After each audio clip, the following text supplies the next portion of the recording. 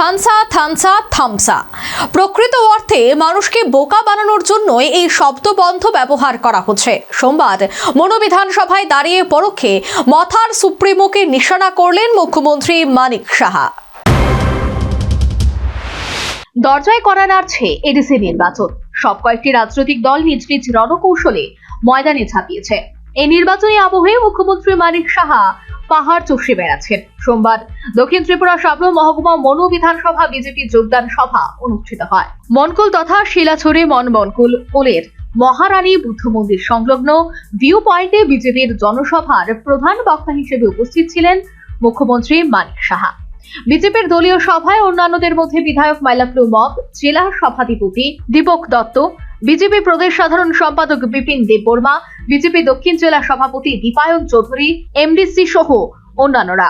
দলীয় সভায় বক্তব্য রাখতে গিয়ে মুখ্যমন্ত্রী মানিক সাহা পরোক্ষে মথার সুপ্রিমোকে নিশানা করে বলেন, থানসা থানসা থামসা প্রকৃত অর্থে মানুষকে বোকা বানানোর জন্যই এই শব্দ বন্ধ ব্যবহার করা হচ্ছে। সে সাথে এডিসি নির্বাচন গণতন্ত্রকে এক গুরুত্বপূর্ণ বিষয় বলে উল্লেখ করেন। একই সাথে উন্নয়নে শান্তি এবং স্থিতিশীলতার স্বার্থে সচেতনভাবে পাহাড়বাসীদের ভোটদানের আহ্বান জানান। প্রকৃত অর্থে মানুষ বোকা বানাবার জন্য থানসা থানসা থানসা বলছে। আসলে কাজের কাজ কিচ্ছু নয়, নিজের যে বেস্টেড ইন্টারেস্টে নিজের স্বার্থে এই কাজ শুরু করছে, ভুল বোঝানোর চেষ্টা করছে এবং চারিদিকে আজকে এডিসির মধ্যে খালি লুটের রাজত্ব চলছে। কে কত বেশি লুট করবে সেই রাজকর্ম চলছে সেখানে।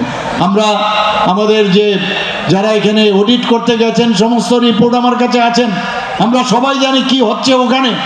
সত্যিকারের যদি আজকে এডিসির উন্নয়ন চান তাহলে আগামী দিন যে 28টা যে আমাদের আসন সংখ্যা আছে সেখানে 28টার মধ্যে আমরা চাই যে 28টার মধ্যে ভারতীয় জনতা পার্টি জিতুক এবং সেটা সম্ভব হবে যদি আপনারা সবাই আমাদের উপর বিশ্বাস এবং আমাদের উপর আশ্বাস, মাননীয় প্রধানমন্ত্রীজির উপর যদি আপনাদের আস্থা থাকে তবেই সেটা সম্ভব হবে।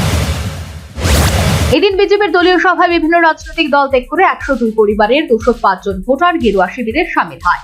মুখ্যমন্ত্রী সহ অন্যান্য বিজেপি নেতৃত্বরা নবাগতদের দলীয় পতাকা হাতে তুলে দিয়ে তাদের বরণ করে নেন। Bureau report, news vanguard.